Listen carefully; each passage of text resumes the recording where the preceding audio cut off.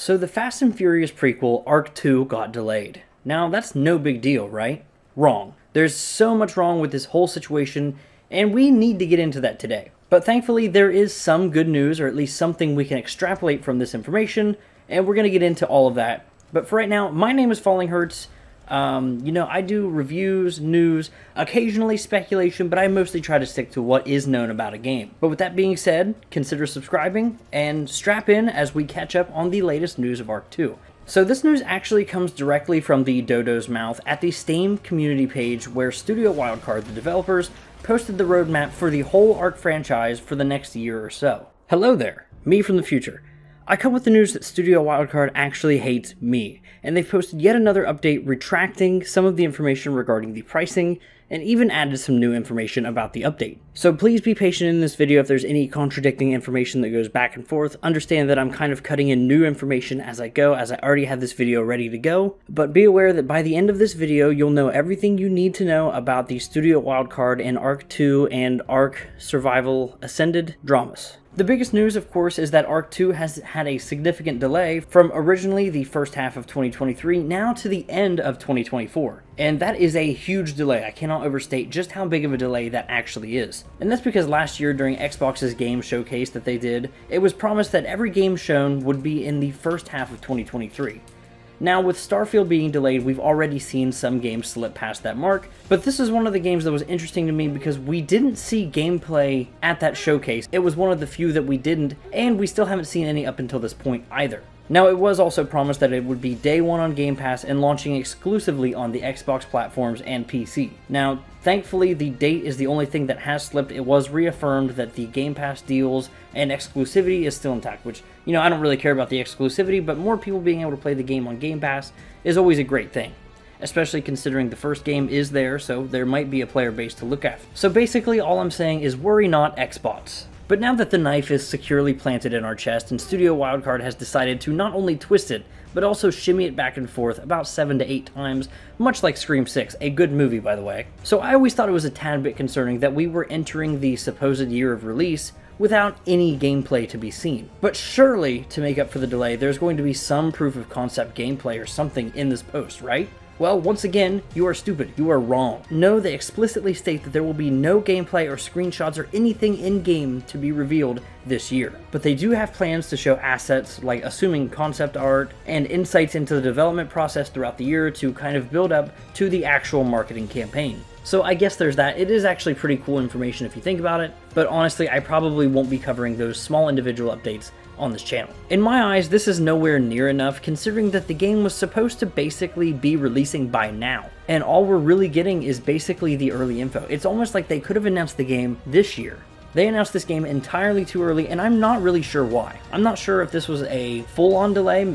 I don't know if they ever really thought the game could be out at this point anyway, but the communications were really fumbled on this one. And I know I'm being really negative in this video, and if you're a subscriber to this channel, that's probably not something you're used to from me. But really, I must emphasize that I am perfectly fine with the delay. That is something that I can, always am in favor of. Honestly, there's going to be other games to play between now and then. That means I don't have to rush to play Arc 2. But especially with as ambitious as the game actually sounded when I went over it in my last video, once again, you really should check it out. My biggest issue is just how long the delay is.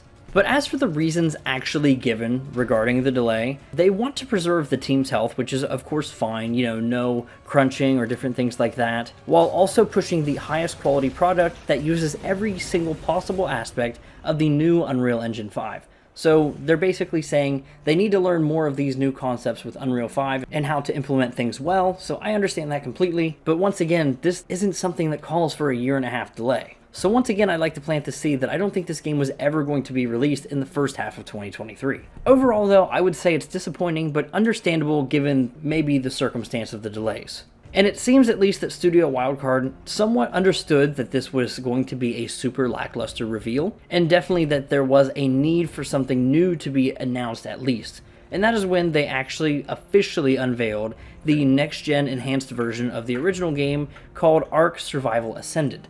And that's going to be for the PS5, the Xbox Series X and S, and of course on PC. And while this will be launching before the end of August, Players will have access to the main island, which is my favorite personally, the Scorched Earth expansion, which is the desert, and the presumable revamped Battle Royale mode known as Survival of the Fittest. It was an old school thing that I think died. It might have gotten shut down, but if they're bringing that back, that could actually be pretty interesting. But apparently the rest of the non-canon maps that are in the base game as of right now will be added over time up through, I believe, Q2 of 2024. So that's cool enough to see they're kind of, trickling out that content again. Especially if you've never played Ark, that will be a nice little content progression timeline, so that's pretty cool. Now, as for the actual upgrades made in the Survival Ascended update, it's going to feature things like the use of Nanite and Lumen and other RTX capabilities to really push the fidelity and performance to a new level. If you've seen the Unreal Engine 5 demo, you see great examples of Nanite and Lumen. Fortnite is another example where you can see that on next-gen consoles.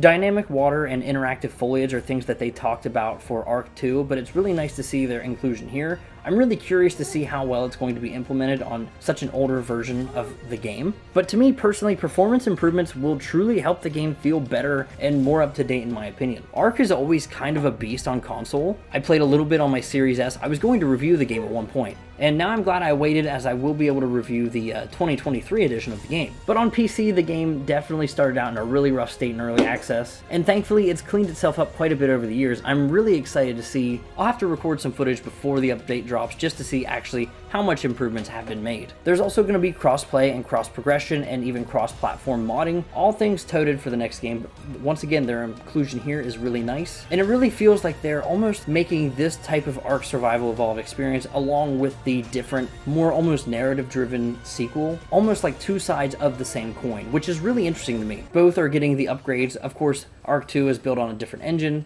or at least a different version of an engine, and that's going to be a lot better and even feel a lot better. But the fact that we're seeing these facelifts on Ark actually feels really nice.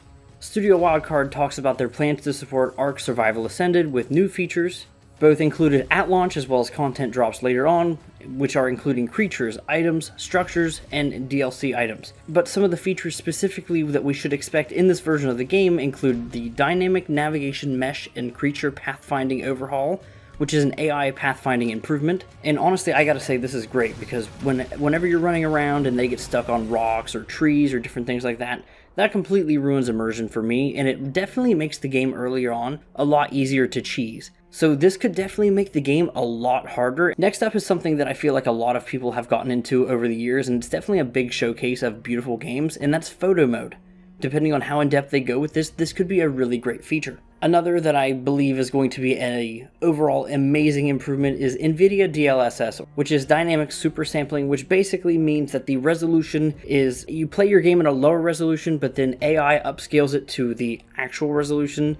So if you're playing in 1920 by 1080, you're actually going to play at like 720p or something like that, and it upscales it AI to that. So you get like minor like artifacting on screen like that, but it's very small, very unnoticeable in a lot of games, especially when implemented well with newer versions of the tech. And overall, it just provides extra free frames in games, and especially on higher resolutions, this is a big deal. Another one that we don't know too much about is Dino and Baby Management Quality of Life. Now, we're not exactly sure what that means at this time, but surely we'll know more about that when the time comes. And then they also talk about new snap point improvements, meaning that when you're building, they've improved the logic of the snap system, how things are going to attach to different things, probably meaning that the base building can get even crazier than it already is, which will be really nice and definitely lead to a lot of creativity within the community, which is something that they really lean into with their community post as well. They also talk about the character creation and customization improvements, which once again, in an online setting and doing all these different things, this is a big thing in showing off your potential character, which obviously it's just Ark. You know, I like the small body, small arms, small legs with the huge arms. It just looks really cool to me, as you can see in the video here. But finally, the only other big confirmed thing that they want to talk about right now is something we already talk about in this video, and that's the cross-platform multiplayer and full blueprint modding system. Basically meaning that if there's any mods going on a PC server, I believe this means that it will also load on a console version of the game, which is really interesting, and as they say in this little blurb here, it will completely change the way the game is played on console specifically. Now that's all they say for now. This isn't the full list. Obviously they talk about new creatures added to the game and they don't mention any here, but they don't want to talk specifically about any new features that may not make it into the game at launch. So that's really promising to see that they're not going to talk about anything that's not going to be there, but I really like this list and I think it's definitely a must for any game releasing in 2023. But once again, I can't help but feel it's an instance of too little, too late, especially for a game that's going to have a new iteration in its franchise at the end of next year. Not to mention that the upgrade was once teased to be free, it's now of course paid. Fans are not happy. And I completely get it, when something is promised and then completely walked back, it kind of sucks. We have seen instances where there are paid upgrades for next-gen versions of game, specifically from PlayStation, and I believe Xbox has begun to do this as well. So, you know, the platform holders themselves are not invulnerable to this type of thing. But those upgrades usually come with new content, and of course are only about $10. Now, that's where I think a lot of the issues come in here, because there is a lot of nuance to the pricing actually provided for this update, but we need to actually look at it because I feel like for a lot of players, it's going to be a lot more of a non-issue than I think a lot of people are expecting. Haha, JK, they walked it back and PC players and Xbox players have to suffer too. But it's not all bad news though, as they made each Survival Ascended purchase standalone with all the DLC included instead of just the base game, and then you have to buy the 2 expansion packs for $20 each, totaling $80 originally. It's now still a whopping $60 for all of this content in 2023. Which on one hand, I'm like, if you've never played this game, that's a really good deal. Again, if this update is really good. But if you've already played it and, you know, paid for a lot of these things, it's kind of, once again, a smack in the face. It's a big ask. It really is. I really thought when I saw this post and they were talking about the update that they were walking stuff back, I really thought I was going to see a $40 price tag. Either way, this now applies to PC, Xbox, and PS5 players. And the next part of this video is outdated, but I'm leaving it in here because I still think there's good info, you know, talking about the bundles and the pricing of Ark 2, and I think there's some stuff to read into it that I think is pretty important. So that's really it for me. So first off, for the upgrade for the PC and the Xbox Series consoles players, you can only purchase the upgrade with a bundle with Ark 2 for $49.99. Now this is really interesting because you would have to assume that they wouldn't be charging any less than $30 or $40 for Ark 2 as it is. So in my head, I'm thinking this is basically just a $10 upgrade bundled in with a pre-order for Ark 2. Or if they plan on always charging $50 for Ark 2, then this is a free upgrade to anyone who pre-orders. Once again, I think the issue is that you have to buy Ark 2. If you don't want to, then it's a problem. And before we move on to the PlayStation players' pricing, it's important to note that this bundle will only be available for 1 year after the upgrade comes out. So ending just a little bit before probably the other game comes out. Another thing to note that with pre-ordering Ark, you will get a 1-month exclusive closed beta for Ark 2 at some point in 2024 that no other players are going to get. Once again, they're throwing a nice little bonus on there. But again, it's kind of scummy that you have to buy Ark 2 in order to get the upgrade for the first Ark. Now, between what I believe is an overpriced update, as well as the Ark 2 delay in general, and even the content promised to be coming to each game, how do you feel about it? Let me know down below and consider subscribing. Now, another thing I want to point out is that I didn't go over everything new to the Survival Ascended update. Mostly because I wanted to focus a little more of what's going on with the drama today, and once again, I totally value your opinions down below, and definitely be looking out for the Survival Ascended review as well as the Ark 2 review when that time comes. But for right now, I'm going to go. Let me know if you want to see that Survival Ascended everything we know about it update. And yeah, have a good day, have a good life if I never see you again, and if you made it this far, you're fucking cool. But yeah, thanks for watching. My name's Falling Hertz. Goodbye.